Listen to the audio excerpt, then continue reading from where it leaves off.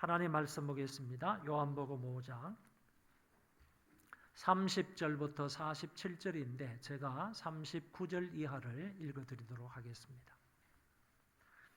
요한복음 5장 39절 이하를 읽어드리겠습니다. 너희가 성경에서 영생을 얻는 줄 생각하고 성경을 연구하거니와 이 성경이 곧 내게 대하여 정언하는 것이니라. 그러나 너희가 영생을 얻기 위하여 내게 오기를 원하지 아니하는도다. 나는 사람에게서 영광을 취하지 아니하노라. 다만 하나님을 사랑하는 것이 너희 속에 없음을 알았노라. 나는 내 아버지의 이름으로 왔음에 너희가 영접하지 아니하나 만일 다른 사람이 자기 이름으로 오면 영접하리라. 너희가 서로 영광을 취하고 유일하신 하나님께로부터 오는 영광은 구하지 아니하니 어찌 나를 믿을 수 있느냐. 내가 너희를 아버지께 고발할까 생각하지 말라.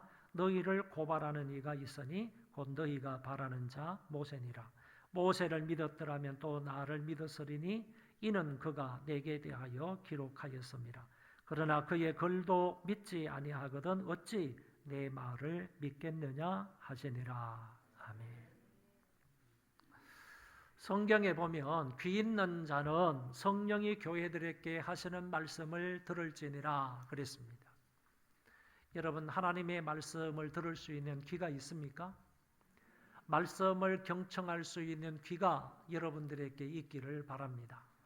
뿐만 아니라 들은 그 말씀을 마음에 새길 수 있는 마음도 있기를 바랍니다. 신앙생활 하는 데 있어서 정말 중요한 것이 바로 이것입니다. 하나님의 말씀을 귀로 경청하고 들은 그 말씀을 마음에 새기는 것, 이것이 굉장히 중요하다 하는 사실을 서론적으로 말씀을 드리니까 이 사실을 기억하고 오늘 말씀에도 이렇게 하시기를 바랍니다. 오늘 본문을 몇 등분으로 나누어서 설교를 하려고 합니다. 제일 첫 번째는 30절부터 35절까지의 말씀인데 여기에 보면 예수님과 세례 요한의 증언이 나옵니다. 그래서 예수님의 증언은 무엇이고 세례 요한의 증언은 무엇인지 이 부분에 관하여 함께 생각해 보도록 하겠습니다. 30절의 말씀에 보면 나는 나의 뜻대로 하려 하지 않고 나를 보내신 이의 뜻대로 하려 함으로 내 심판은 의롭다. 이렇게 주님이 말씀을 하셨습니다. 예수님은 자기 스스로 말하지 않는다고 했습니다. 자기 스스로 행동하지 않는다라고 말씀을 하시면서 나는 아버지의 뜻을 따라서 아버지의 뜻대로 행하려 왔다. 이렇게 말씀을 하십니다. 그러니까 자기 주관대로 말하고 자기 주관대로 행동하시는 예수님이 아니시기 때문에 그 모든 일들은 항상 의롭다 이렇게 말씀하시는 겁니다. 여기에서 심판은 의롭다 그랬는데 심판하다 하는 이 말은 종말론에 있을 예수님의 그 종말론적인 심판을 말하는 것이 아니고 이거는 예수님의 주권적인 행위를 말하는 것입니다. 그래서 예수님께서 이 주권적인 행위는 의롭다 이런 말씀으로 해석할 수 있는 일입니다. 38년 된 병자를 예수님께서 낫게 하셨는데 유대인들은 안식일 날 이 일을 했다라고 하면서 예수님을 책잡으려고 했습니다. 그러나 예수님께서 안식일이라 할지라도 38년 된 병자를 낫게 하신 것은 내 주관대로 한 것이 아니라 아버지의 뜻대로 한 것이다 그 말이에요. 그래서 아버지의 뜻대로 안식일이라 할지라도 그 가운데 있는 38년 된 병자를 일으켜 낫게 해 주셨기 때문에 이것은 옳은 일이다 이렇게 말씀하고 있는 구절이 바로 이 말씀이 되겠습니다. 그리고 나서 다음 구절에 보면 주님은 내가 만일 나를 위하여 증언하면 내 증언은 참되지 아니하다 그랬습니다. 사실 예수님의 증언은요 그 어떤 증언이든지 간에 다 참됩니다. 참된 증언이에요. 참된 진술이라는 말이에요. 요한복음 8장의 말씀에 보면 이런 말씀이 나옵니다. 한번 잘 들어보시기 바랍니다. 바리새인들이 이르되 내가 너를 위하여 정언하니 내 정언은 참되지 아니하도다. 바리새인들이 예수님에 대한 평가입니다. 예수님께서 자기 자신을 위해서 정언을 하니까 바리새인들이 네가 너 자신을 위해서 정언하는 것은 이건 참된 게 아니야 이렇게 말한다는 겁니다. 그랬을 때 예수님이 대답하시기를 내가 나를 위하여 정언하여도 내 정언이 참되니 나는 내가 어디서 오며 어디로 가는 것을 알거니와 너희는 내가 어디서 오며 어디로 가는 것을 알지 못하느니라. 너희는 육체를 따라 판단하나 나는 아무도 판단하지 아니하노라. 만일 내가 판단하여도 내 판단이 참되니 이는 내가 혼자 있는 것이 아니요 나를 보내시니가 나와 함께 계심이라. 내가 나를 위하여 정언하여도 참되다고 하시면서 그 이유는 나를 보내시니가 나와 함께 계시기 때문이다. 이렇게 말씀하고 있다는 겁니다. 아버지와 함께 계시는 아들의 정언은 참되다는 거예요. 내가 아버지 안에 있고 아버지께서 내 안에 계시는데 내가 아버지와 함께 있는 이 정언이야말로 참되다. 이렇게 말씀을 하시는 말씀입니다. 그런데 오늘 본문에서는 내가 나를 위하여 증거하는 것은 참되지 아니하다 이렇게 말씀을 하셨다는 겁니다. 이 말은 어떤 의미인가 하면은 예수님께서 만일이라는 단어를 썼어요. 만일 내가 나 스스로를 위하여 증언하는 것이면 그거는 참된 증거가 참된 증언이 아니다 이렇게 말씀하신 것이거든요. 그러면 이런 얘기입니다. 예수님이 아버지 하나님과 관계가 없는 나의 독자적인 정언이라고 한다면 그거는 참된 정언일 수가 없다. 참된 정언이 아니다. 이렇게 말씀하신 것이에요.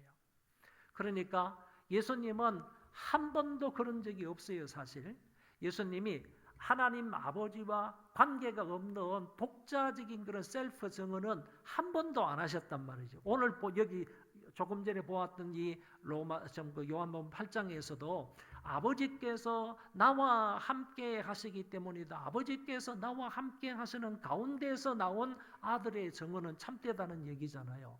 그것처럼 예수님은 한 번도 독자적으로 아버지의 뜻과 아버지의 그 말씀하고 상관이 없는 독자적인 그런 정언을 한 번도 하신 적이 없어요. 그런데 만약에 그렇게 정언을 했다면 그것은 참된 정언이 아니다. 이렇게 주님이 본문에서 말씀을 하셨다. 그런 얘기입니다. 그러면서 나를 위하여 정언하시는 이가 따로 있으니 그 정언이 참인 줄 안다. 그러니까 아버지를 떠나서 독자적으로 내가 나 자신을 위해서 정언하지 않는다. 정언하는 것은 참되지 않다. 이렇게 말씀하시면서 이제 나를 위해서 정언해 줄 게 있다는 겁니다. 나를 위해서 정언하는 것이 있다는 거예요. 그야말로 참된 정언이다. 이렇게 말씀하셨습니다. 그러면 나를 위해서 정언하는 그 참된 정언이 무엇이겠습니까? 이 부분에 관해서는 조금 이따 말씀을 살펴보기로 하고요. 다음에 세 구절부터 먼저 보도록 하겠습니다. 33절에서 35절까지의 말씀을 보며 예수님이 또 이렇게 말하는 거예요. 나는 세례 요한의 정언도 필요 없다고 얘기해요. 세례 요한이 자기를 위해서 예수님을 위해서 여러 가지 말씀을 하셨잖아요. 정언을 하셨잖아요. 세례 요한의 정언도 사실 나에게는 필요 없다. 이렇게 말씀하시면서 그 세례 요한은 빛을 비추는 빛일 뿐이다. 이렇게 말씀하셨어요. 읽어보겠습니다. 요한이 진리에 대하여 정언하였느니라. 그러나 나는 사람에게서 정언을 취하지 아니하노라. 요한은 켜서 비추이는 등불이다. 이렇게 말씀을 하셨습니다. 결국 요 몇 구절을 통해서 우리가 알게 되는 것은 예수님은 스스로 자기를 위하여 정언하지 않는다고 하신 것이고 또 뿐만 아니라 요한의 정언도 나에게는 필요가 없다. 그러시고 가장 중요한 것은 다음에 세 가지 정언이다. 이 세 가지 정언이야말로 조금 전에 얘기했던 참 정언이다. 이렇게 말씀을 하신 것입니다. 그러면 세 가지 참된 정언에 관하여서 36절 이하에서 말씀하시는데, 첫 번째가 뭐냐?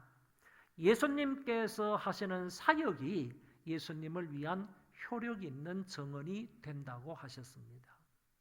예수님이 스스로 자기 자신을 향해서 말씀하시는 것이 아니고, 예수님께서 이 세상에 오셔서 공생애 3년 동안 하신 일이 있잖아요. 그 사역이 있잖아요. 역사가 있지 않습니까? 그것이 바로 내가 하나님의 아들이심을 증거한다, 정언한다, 증명한다, 증거한다, 이렇게 말씀을 하고 있는 것입니다. 성경을 읽어보면 그렇게 되어 있어요. 내게는 요한의 증거보다 더 큰 증거가 있으니 아버지께서 내게 주사 이루게 하시는 역사, 곧 내가 하는 그 역사가, 일이라는 겁니다. 사역이라는 거요. 그 역사가, 사역이 아버지께서부터 나를 보내신 것을 아버지께서 나를 보내신 것을 나를 위하여 증언하는 것이요, 그랬습니다. 예수님께서 하시는 그 모든 일들, 예수님께서 행하신 그 모든 표적들, 이적들, 이것이 바로 내가 하나님으로부터 보냄을 받은 자라는 것을 증언하는 것이다, 이렇게 말씀을 해 주셨습니다.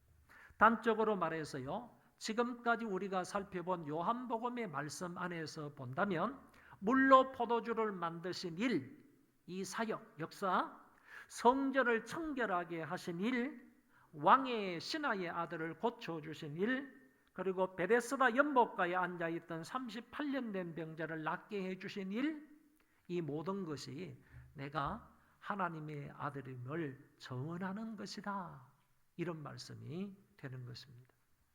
여러분, 이런 역사가 예수님을 위한 효력 있는 증언이 된다는 말씀입니다. 주님이 행하시는 이 표적과 이적이 주님이 하나님으로부터 보내심을 받은 자임을 증언한다고 분명히 말씀하고 있습니다. 둘째 증언은요, 하나님 아버지께서 친히 아들을 위하여 증언을 하시겠다고 했습니다. 증언을 하신다고 말씀을 합니다. 자, 첫 번째 참된 증인은요, 당신 스스로가 하시는 일, 그 사역, 역사, 그것이 바로 나를 증언한다, 이렇게 말씀하시고, 두 번째는 이 아들에 대한 증언을 아버지 하나님께서 하신다는 겁니다. 그 부분에 대해서 37절은 이렇게 말하고 있습니다. 또한 나를 보내신 아버지께서 친히 나를 위하여 증언하셨느니라. 내 아버지 하나님께서 아들을 위하여, 나를 위하여 이렇게 친히 증언을 하셨다, 이렇게 말씀하시고요. 너희는 아무 때에도 그 음성을 듣지 못하였고 그 형상을 보지 못하였으며 아무도 하나님의 형체를 본 사람이 없습니다. 하나님의 음성을 직접 들은 사람이 없습니다. 그런데 예수님은요, 하늘에 계시면서 하나님을 친히 배웠고 뿐만 아니라 그분의 음성을 직접 들었습니다. 그리고 하나님의 그 음성을 아들이 직접 이 땅에 있을 때 들었던 음성이 무엇이냐라고 하면, 이는 내 사랑하는 아들이요 내 기뻐하는 자라. 생생한 아버지 하나님의 말씀을 아들이 들었던 것입니다. 이 말은 아들을 위하여 아버지 하나님이 증언하는 거예요. 이는 내 사랑하는 아들이고 내 기뻐하는 자다. 아버지께서 이렇게 말씀하신 것은 아들에 대한 증언이었다라고 볼 수가 있는 것입니다. 그래서 아들에 대한 참 증언 중에 하나가 아버지께서 아들을 위한 증언이다, 이렇게 말할 수 있습니다. 이 아들에 대한 아버지의 이 증언은 포괄적인 증언입니다. 굉장히 폭이 넓은, 아주 굉장히 많은 그런 포괄적인 증언이다라고 얘기할 수 있습니다. 하나님은 선지자들을 통해서 예언하신 것도 많이 있습니다. 누구에 대해서요? 아들에 대해서, 자기 아들에 대해서 선지자들을 통해서 예언하신 말씀이 숱하게 많이 있는데, 어떤 학자는 말하기를 예수 그리스도에 대한 구약의 예언이 적어도 332개나 있다, 이렇게 말합니다. 그러니까 그 사람이 면밀하게 구약 성경을 조사해 보니까 예수 그리스도에 대한 예언의 말씀이 332군데나 있더라는 겁니다. 그 332군데의 그 증언이 아버지께서 그 선지자의 입을 통해서 아들에 대해서 증언하는 거예요. 아들이 이런 자다. 아들이 와서 무슨 역할을 할 건지, 아들이 이런 자고, 아들이 하나님의 아들이시고, 아들이 메시아이시고, 아들이 구원자이다 하는 사실을 구약 성경의 332군데를 통해서 아버지께서 아들에 대해서 증언을 하셨다는 것입니다. 또 조금 전에도 말씀을 드린 것처럼 예수님이 세례를 받을 때 하늘에서 소리가 있어 말씀하시기를 이는 내 사랑하는 아들이요 내 기뻐하는 자다. 이것은요 정말 생생한 아들에 대한 아버지의 증언의 말씀이라는 거죠. 이처럼 아버지는 아들을 위하여 생생한 이런 포괄적인 증언을 하신다 하는 점을 알 수가 있습니다. 세 번째 참 증언은요, 성경이 예수님을 증언한다는 것입니다. 이 성경 말씀 우리가 잘 알고 있습니다. 너희가 성경에서 영생을 얻는 줄 생각하고 성경을 연구하거니와 이 성경이 곧 내게 대하여 증언하는 것이니라. 성경이 누구에 대해서 증언하는 것이라고요? 성경이 예수님에 대해서 증언하는 것이래요. 이 성경이 성경에서 영생을 얻는다 이렇게 말씀하셨잖아요. 여러분 이 세상에 뭐 수억 수천 권의 책이 있지만은요 그런 책들을 통하여서는 영생을 얻을 수 없습니다. 영생을 얻을 수 있는 유일한 책은 성경밖에 없습니다. 하나님의 감동으로 된 것이고요 성령의 영감으로 된 유일한 이 성경을 통해서만 우리는 영생을 발견할 수 있고 영생을 얻을 수 있게 되는 것입니다. 이 사실에 관하여서 명확하게 여기에서 주님이 말씀하셨습니다. 너희가 성경에서 영생을 얻는 줄 생각하고 이 말씀을 그대로 믿으시기를 바랍니다. 그래서 이 성경에서 영생을 얻기 때문에 우리는 성경을 연구해야 한다는 것입니다. 여기 연구하다 하는 이 말은 사실 연구하다 이런 뜻이 아니라 연구해라, 하라 이런 뜻을 가지고 있습니다. 다시 말해서 이거는 명령형이라는 거예요.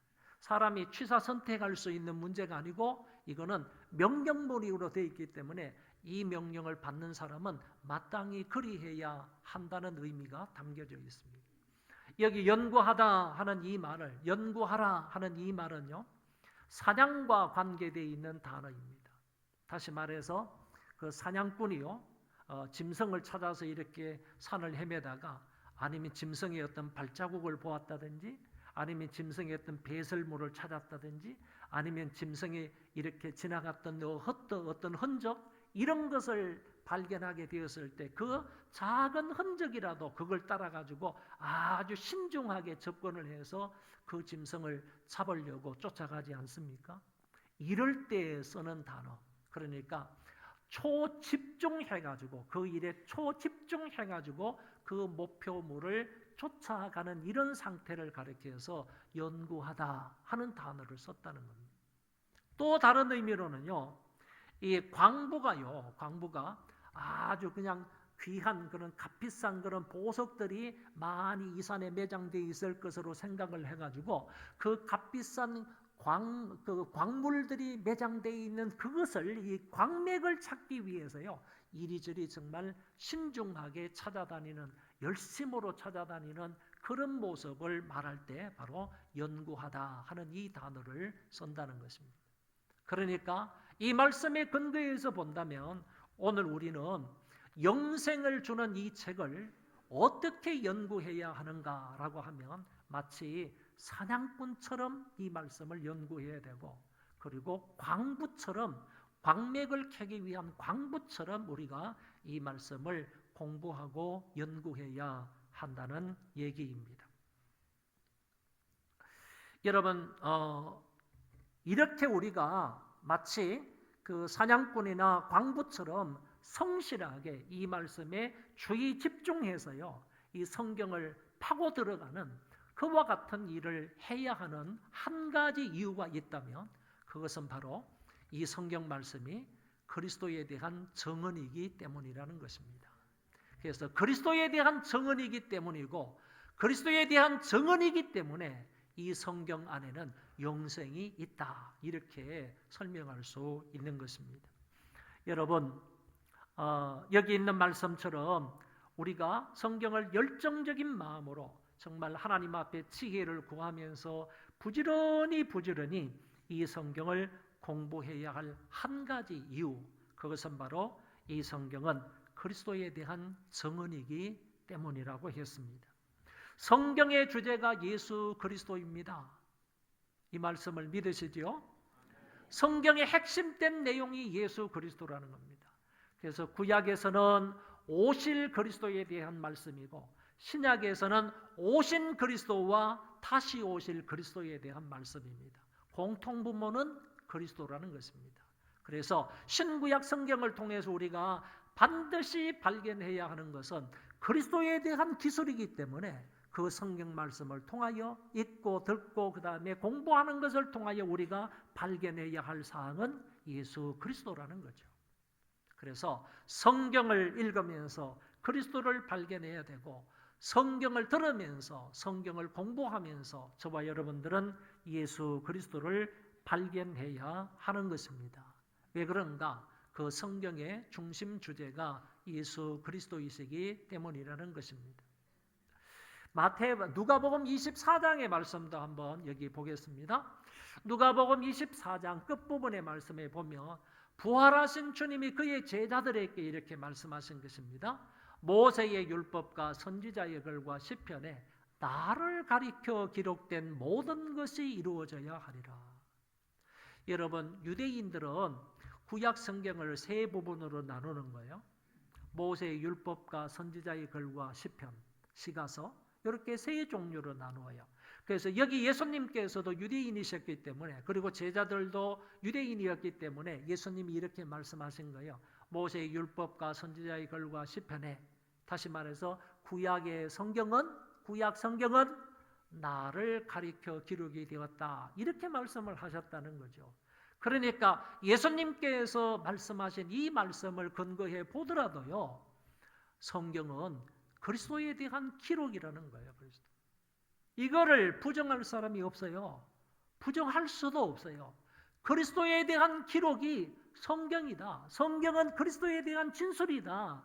그리스도에 대한 증언이다. 이런 얘기입니다. 이런 얘기.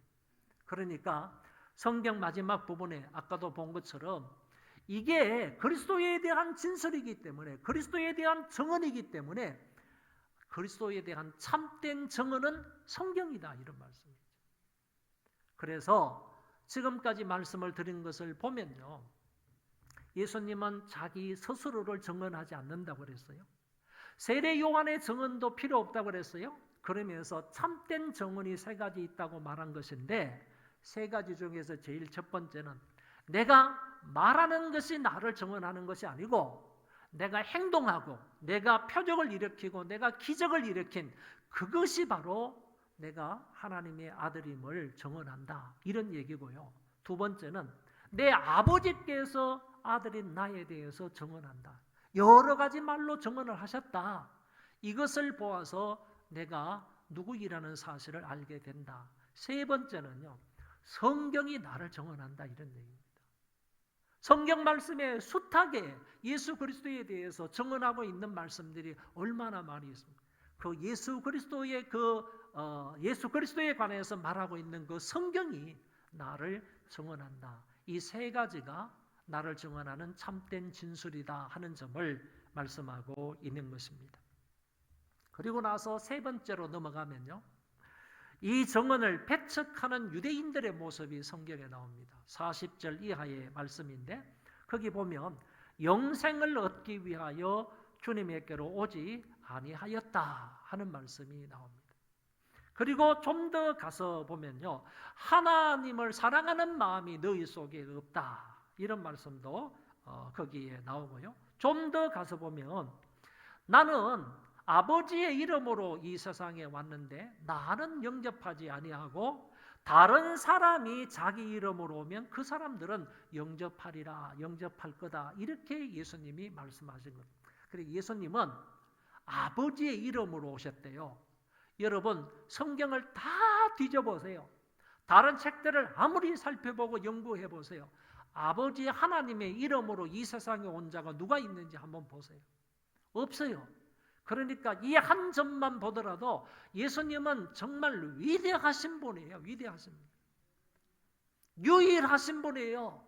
어떤 면에서 유일한가 하면은 아버지의 이름으로 이 세상에 오신 분은 예수님밖에 안 계시다는 거예요. 그런데 아버지의 이름으로 주님이 이 세상에 오셨는데 당신의 백성들은 영접하지 않는다는 거예요.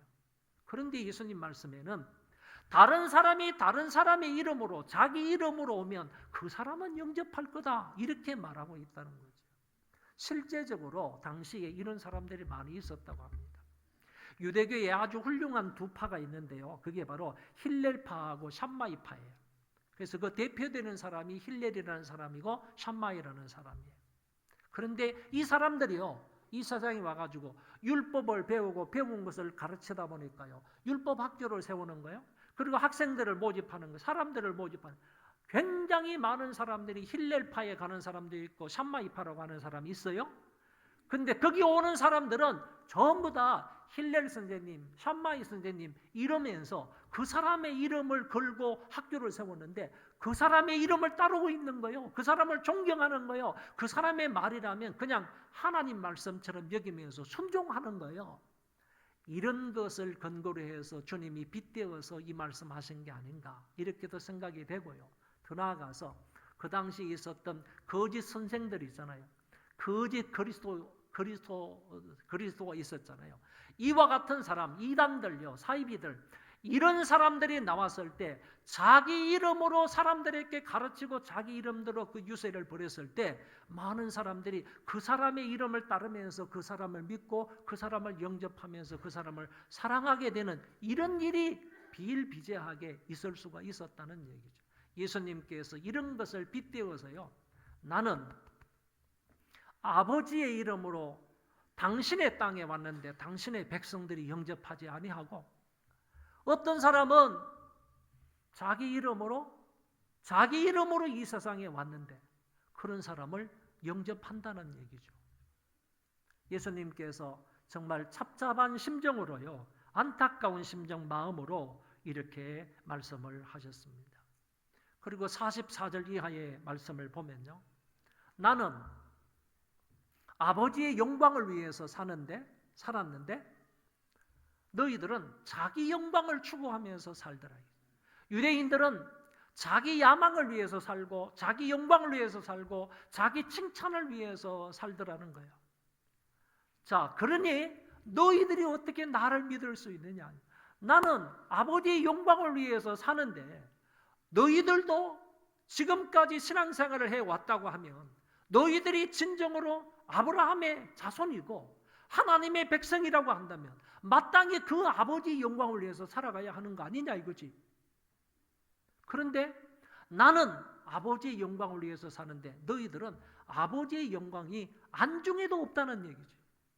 아버지의 영광하고는 전혀 상관없는 삶을 사는데 너희들 야망을 채우기 위해서 살더라. 너희들 칭찬받기 위해서 살더라는 거예요. 아버지 영광하고는 전혀 관계없는 너희들의 영광을 위해서 살더라. 그러니 어찌 너희들이 나를 믿을 수 있겠냐. 나를 믿을 수 있겠느냐. 이렇게 주님의 말씀하시는 것이 거기에 나오는 것을 볼 수가 있습니다. 그래서 제가 이 부분을 좀 요약을 해서 말씀을 드릴게요. 38절의 말씀이 아주 중요한데 이렇게 나와 있어요. 38절 말씀을 다 같이 한번 읽어봅시다. 시작. 말씀이 그들 속에 거하지 아니하므로 믿지 아니함이라. 믿지 않는 근본적인 이유가요, 말씀이 그들 안에 거하지 않기 때문이라는 거예요. 여러분, 이 말씀은 매우 매우 중요합니다.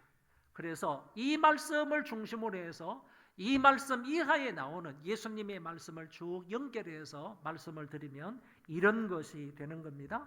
한번 들어보시기 바랍니다. 그리스도 안에, 사람들 안에 하나님의 말씀이 없으면 다른 일들이 필연적으로 일어나게 되는 거예요. 좋지 못한 결과가 필연적으로 일어나요. 그거에 대해서 말씀하시는 것을 한번 보면 하나님의 말씀이 없기 때문에 너희가 내게로 오지 아니한다. 성경이 이렇게 말하고요. 하나님의 말씀이 없으므로 너희가 하나님을 사랑하지 아니한다. 하나님의 말씀이 없기 때문에 너희들이 주님을 나를 영접하지 아니한다. 하나님의 말씀이 없기 때문에 너희들이 하나님의 영광을 위해서 살지 않는다. 하나님의 말씀이 너희 안에 거하지 아니하기 때문에 너희가 결론적으로 나를 믿지 않는 것이다. 이렇게 주님이 말씀을 하고 계시는 거예요. 그러니까 하나님의 말씀이 없는 사람은요, 절대적으로 예수님에게 나오지 않는 거예요. 하나님의 말씀이 그 속에 없는 사람은요, 예수님을 영접하지 않는 거예요. 하나님 말씀이 없는 사람은요, 절대적으로 하나님을 사랑할 수가 없는 거예요. 중요한 것은 이겁니다. 정말 우리가요, 예수 그리스도를 영접하고 주님에게 나와서 말씀을 들음으로 은혜 받고 하나님을 사랑하려고 하면요, 그 이전에 반드시 하나님의 말씀이 우리 안에 거하여야 됩니다. 하나님 말씀이 우리 안에 심겨져 있어야 한다는 겁니다. 그러니까 정말 오늘 말씀에서 중요한 사항 한 가지는요, 하나님 말씀이 우리 마음에 심겨져 있느냐, 하나님 말씀이 우리 마음에 거하고 있느냐 이거죠. 하나님 말씀에 우리가 통치를 받고 있느냐, 이 사실이 매우 중요한 사항이 되는 것입니다. 예수님이 하나님의 아들이시라는 증거는요, 그가 하시는 사역 때문입니다. 그가 하시는 사역을 보아서요, 예수님이 하나님의 아들이다 하는 증거가 되는 것이고요. 두 번째, 예수님이 하나님의 아들이시라는 증거는요, 하나님 아버지께서 아들에 대해서 그렇게 증거를 하셨기 때문입니다. 세 번째, 예수님이 하나님의 아들이시라는 증거는요, 구약에 나오는 다양한 예수님에 대한 예언의 성취 때문에 그렇습니다. 숱하게 많은 성경이 예수님을 하나님의 아들이라고 증거하고 있기 때문입니다. 이처럼 그리스도의 자기 사역을 볼 때, 그리고 아들에 대한 아버지의 증언을 볼 때, 무엇보다 성경의 여러 증거들을 볼 때 우리는 그리스도가 하나님의 아들이시요 구세주이시며 메시아라는 사실을 알고 믿게 되는 것입니다. 그런데 지금 우리 시대에는요, 예수님이 사역하시는 것을 우리 두 눈으로 볼 수가 없습니다. 그리고 아들에 대한 아버지의 증언을 우리의 두 귀로 들을 수가 없습니다. 그러나 이 두 가지 사항은요, 하나의 오류가 없는 하나님의 말씀에 다 기록이 되어 있다는 것입니다. 다시 말해서 예수님께서 하신 사역도 성경에 기록이 되어 있고, 아들에 대한 아버지의 증거도 성경에 다 기록되어 있다는 말씀입니다.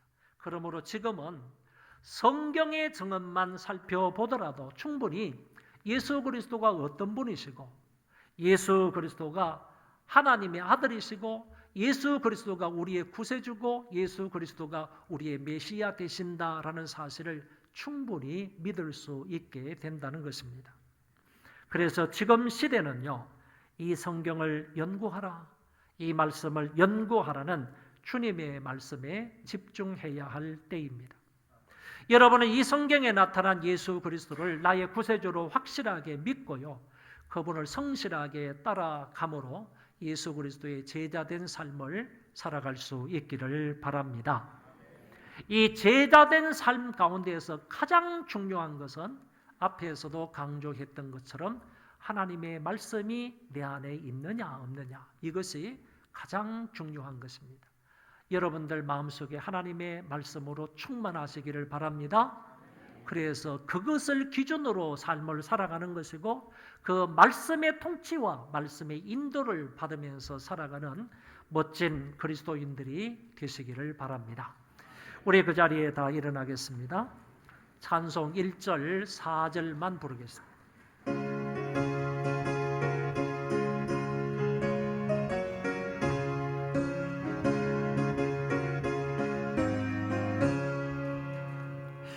나의 맘에 근심 구름 가득하게 덮이고 슬픈 눈물하여 몹시 부를 때 인자하고 부드러운 음성으로 부르사 나를 위로할 리 누가 있을까. 주 예수, 주 예수, 주 예수, 주 예수밖에 누가 있어야. 슬퍼 낙심될 때에 내 친구 되시는 구주 예수밖에 다시 없도다.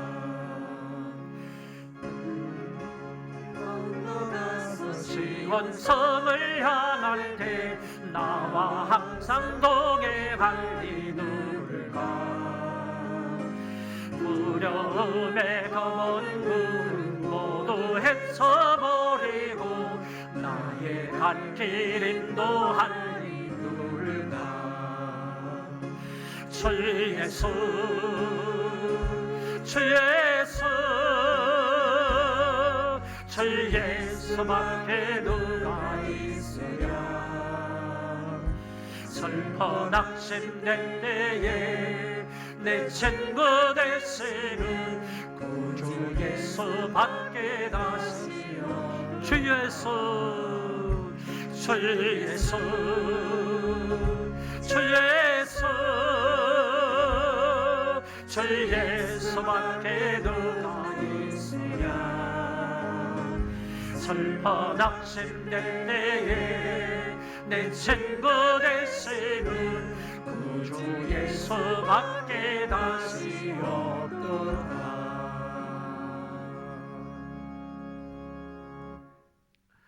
성경의 핵심 주제가 되시는 주 예수 그리스도의 은혜와 만극하신 아버지 하나님의 그 사랑하심과 성령님의 교통하심이 예배하고 돌아가는 우리 모든 성도들 머리 위에와 그리고 소망 교회 위에와 이 땅을 믿음으로 살아가는 모든 하나님의 백성들 머리 위에 이제로부터 영원토록 함께 있을지어다. 아멘.